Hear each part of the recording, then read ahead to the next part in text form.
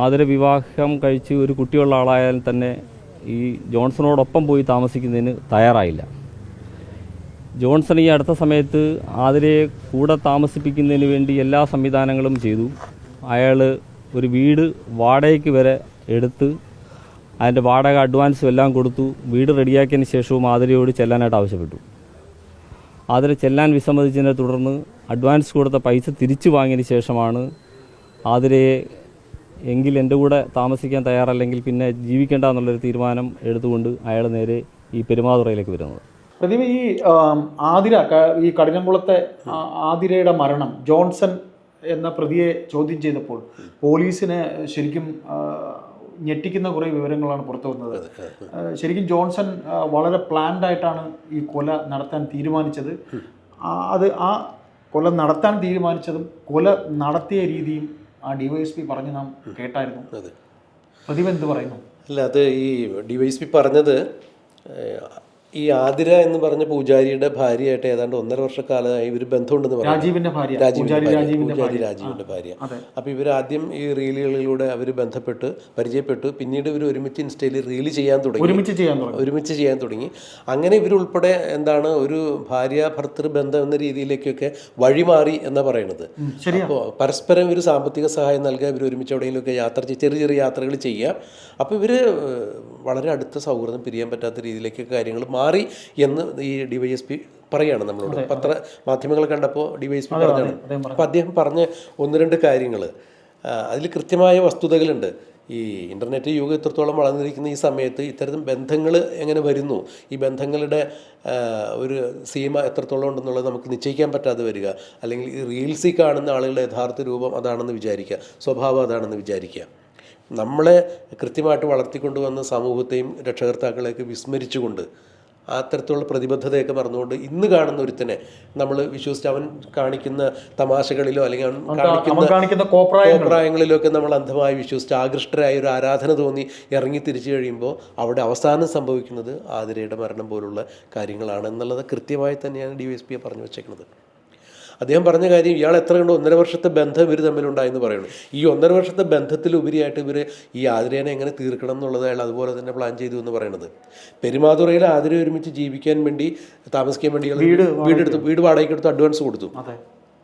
ഈ സമയത്താണ് ഈ ആതിരയുടെ ഭർത്താവും ബന്ധുക്കളൊക്കെ ഈ വിഷയം അറിയുന്നത്.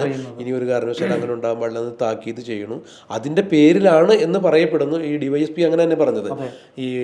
ഇയാൾ ജോൺസൺ വിളിക്കുമ്പോൾ ഇനി ഞാൻ വരില്ല, എനിക്ക് കുട്ടിയുണ്ട്, ഭർത്താവുണ്ട്, അവരെ ഉപേക്ഷിച്ചിട്ട് വരാൻ പറ്റില്ല, അപ്പോൾ കുട്ടിയെ നീ കൂടെ കൂട്ടിക്കോളൂ എന്നുകൂടി ഇയാൾ പറയുന്നുണ്ട്. അപ്പോൾ ഒരു കാരണവശാലും ഈ പെണ്ണ് വരില്ല, ആതിര തൻ്റെ കൂടെ വരില്ല, ഇനി തൻ്റെ ഇംഗിതങ്ങൾക്ക് ഇവിടെ നിന്ന് കിട്ടില്ല എന്ന് മനസ്സിലാക്കിയ മനോവൈകൃതമുള്ള ആൾ തന്നെയാണ്. ഒരു സൈക്കോ ക്രിമിനലാണ്. ഇയാളുടെ ഭാര്യയും കുട്ടികളൊക്കെ നേരത്തെ പിടിച്ചു നിൽക്കണം.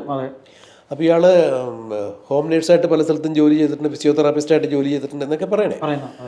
അങ്ങനെ വന്നു കഴിഞ്ഞപ്പോൾ ആതിര തൻ്റെ കൂടെ താമസിക്കാൻ വരില്ല എന്ന് പറഞ്ഞപ്പോൾ പിന്നെ ഇയാൾക്ക് വൈരാഗ്യമായി. പിന്നെ ഏത് വിധേനയും ആതിര ഇനി ജീവിക്കണ്ട, എൻ്റെ കൂടെ അല്ല എന്നുണ്ടെങ്കിൽ എൻ്റെ കൂടെ ജീവിച്ചില്ലെങ്കിൽ മറ്റാരോട് ഭർത്താവിനോട് ജീവിക്കണ്ട, അത് ഇയാൾ തീരുമാനം എടുക്കുകയാണ്. അങ്ങനെ ഇയാൾ ഈ പെരുമാതുറയിൽ വീടെടുത്തിട്ട് അത് അഡ്വാൻസ് തിരിച്ചു മേടിച്ചു. അത് മേടില്ല എന്നപ്പോൾ എന്നിട്ട് അയാൾ കത്തി മേടിച്ചു. ചെറിയൻകീഴ് ഒരു കടയിൽ നിന്നാണ് കത്തി വാങ്ങിച്ചു. കത്തി വാങ്ങിച്ചിട്ട് ഈ കത്തിയും കൊണ്ടാണ് പിന്നീട് ആതിരയുടെ കത്തി പോക്കറ്റിൽ ഒളിപ്പിച്ചാണ് ഷർട്ടിന്റെ ബാക്കിൽ ഒളിച്ചു വെച്ചിട്ട് അയാൾ വരുന്നതെന്ന് പറയണേ.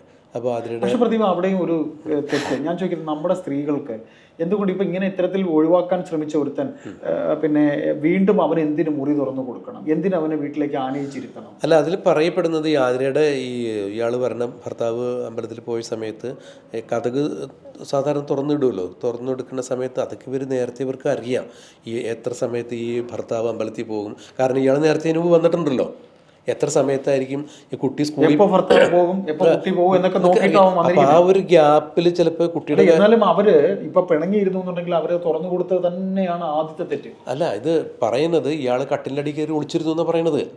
അപ്പോൾ ഈ കുട്ടിയെ ഏതെങ്കിലും തരത്തിൽ ശ്രദ്ധിക്കുമ്പോഴും കുട്ടിയെ സ്കൂളിലയക്കാനുള്ള തിരക്കിലൊക്കെ ഒരു വീട്ടമ്മ എന്ന രീതിയിൽ അതിൽ വ്യാപൃതമാകുമ്പോൾ. പക്ഷെ ആദ്യം കേട്ടത് അങ്ങനെയല്ല, കുട്ടി സ്കൂളിൽ പോയ ശേഷം ഇയാൾ നടന്നാണ് വീട്ടിൽ വന്നത്, വീടിന്റെ മതിൽ ചാടി കടന്നാണ്.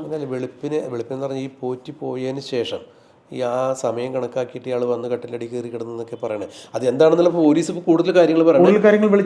പ്രാഥമികമായ അന്വേഷണം നടക്കുന്നതിന് പേരിൽ കൂടുതൽ കാര്യങ്ങൾ തുറന്നു പറയാൻ പറ്റില്ല എന്ന് പറയും. കാരണം അത് അന്വേഷണത്തെ ബാധിക്കും. എന്തായാലും ഒരു കാര്യം ഉറപ്പാണ്, ആദ്യമായിട്ട് ഇയാൾ ഇഷ്ടമായിരുന്നു റീല് ചെയ്യണ അതിനുവേണ്ടി സമയങ്ങൾ എടുത്തതുപോലെ തന്നെ വളരെ പ്രീ പ്ലാൻഡ് ആയിട്ട് തന്നെ കൊല്ലാനും ഇയാളൊരു പദ്ധതി തയ്യാറാക്കിയിരുന്നു. അങ്ങനെ കത്തി വെൽ പ്ലാൻഡ് ആയിരുന്നു, അത് എക്സിക്യൂട്ട് ചെയ്തത്. അത് പറയണത് DYSP പറഞ്ഞത് നമുക്ക് വലിയ സങ്കടകരമായ കാര്യമാണ്. കഴുത്തിൽ കുത്തി ഇറക്കിയിട്ട് ഇനി ജീവിച്ചിരിക്കില്ല. ആലോചിച്ച് നോക്കാം, അത്രത്തോളം മൃഗീയമായി ഒരാളെ ഇഷ്ടമാണെന്ന് പറയുമ്പോൾ ആള് ഏതെങ്കിലും തരത്തിൽ സുഖമായിട്ട് ജീവിക്കട്ടെ എന്നൊക്കെ അല്ലേ സാധാരണഗതിയിൽ ആളുകൾ വിചാരിക്കണേ. ഇപ്പോൾ ഏതെങ്കിലും ഒരാളോട് ഇഷ്ടം തോന്നണം, ആ ഇഷ്ടം തോന്നിയ ആളായിട്ട് ഒരുമിച്ച് ജീവിക്കാൻ സാധിക്കണില്ല, എന്നാൽ അയാൾ നന്നായിട്ട് ജീവിക്കട്ടെ എന്ന് തോന്നുമ്പോഴേ ഇഷ്ടമായിട്ട് മനസ്സിലാക്കാൻ പറ്റുള്ളൂ. ഇത് ഇഷ്ടമല്ലല്ലോ, ഇതൊരു തരം ക്രൂരതയാണ്. ക്രൂരമായ ഒരു രീതിയും ഒക്കെ ഭയങ്കരമായി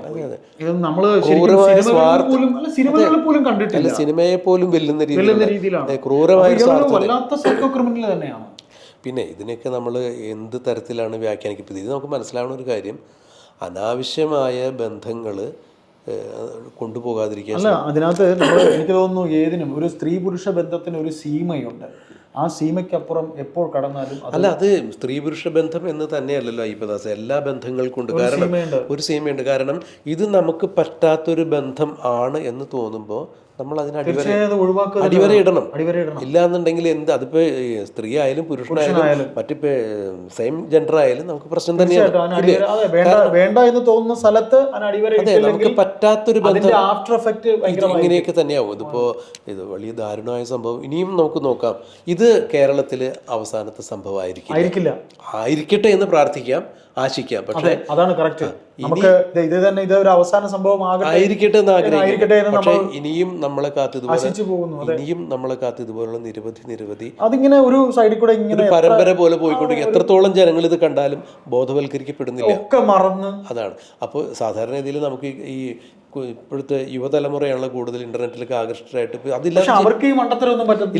അതില്ലാതെ ജീവിക്കാൻ പറ്റില്ല. കാരണം തീർച്ചയായിട്ടും ഇപ്പോൾ ഇന്റർനെറ്റ് ഇല്ലാതെ അല്ലെങ്കിൽ അത്തരം കണക്ഷനുകൾ ഇല്ലാതെ നമുക്ക് ജീവിക്കാൻ ആലോചിക്കാൻ പറ്റില്ല. പക്ഷെ അത് ഈ നമ്മുടെ കുട്ടികളൊക്കെ കാണുമ്പോൾ യങ് ജനറേഷന് അത്ര ഗ്രീഷ്മയുടെ കാര്യം നമ്മൾ എല്ലാവരും ഈ ജോൺസന്റെ പോലെ സൈക്കോ അല്ലല്ലോ, അല്ലെങ്കിൽ തിരുവനന്തപുരത്ത് ഗ്രീഷ്മയുടെ കാര്യം പറഞ്ഞു എന്നുണ്ടെങ്കിൽ വിരലെണ്ണാവുന്ന യങ്സ്റ്റേഴ്സ് ഇത്തരം കാര്യങ്ങളിലൊക്കെ ചെയ്യുന്നുള്ളൂ.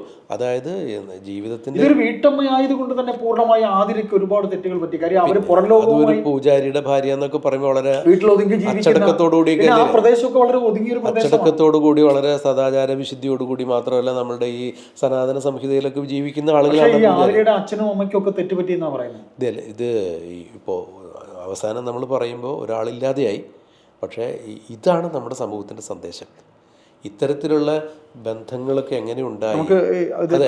തീർച്ചയായിട്ടും നമ്മൾ ഇതിൽ നിന്ന് മനസ്സിലാക്കേണ്ടത്, ആരൊക്കെ എന്തൊക്കെ വെളിപ്പെടുത്തൽ നടത്തിയാലും ഇത്തരം ബന്ധങ്ങൾ നമ്മൾക്ക് ഒരു കാരണവശാലും ഗുണകരമല്ല എന്ന് തോന്നുമ്പോൾ, അല്ലെങ്കിൽ നമുക്ക് അപകടം ഉണ്ടാകുന്ന തരത്തിലേക്ക് കാര്യങ്ങൾ പോകുന്നു എന്ന് തോന്നുമ്പോൾ അവിടെ നോ പറയാം. പ്രദീപ് പറഞ്ഞ പോലെ സ്ത്രീ പുരുഷ ബന്ധമെന്ന് മാത്രമല്ല എല്ലാ ബന്ധവും എല്ലാ തരത്തിലുള്ള ബന്ധങ്ങളും സ്വയം മനസ്സിലാക്കി അതിനൊരു അതിർത്തി അല്ലെ നോ പറയേണ്ടടുത്ത് നോ പറയാൻ സാധിച്ചില്ല എന്നുണ്ടെങ്കിൽ നമുക്ക് ഇത്തരം വൈഷമ്യങ്ങൾ ഉണ്ടാവും. അങ്ങനെ ആർക്കും ഇനി ഇല്ലാതിരിക്കട്ടെ എന്ന് പ്രാർത്ഥിക്കാം. ഇൻസ്റ്റഗ്രാം വഴി ആതിരയെ പരിചയപ്പെട്ട പ്രതി ആണ് ജോൺസൺ.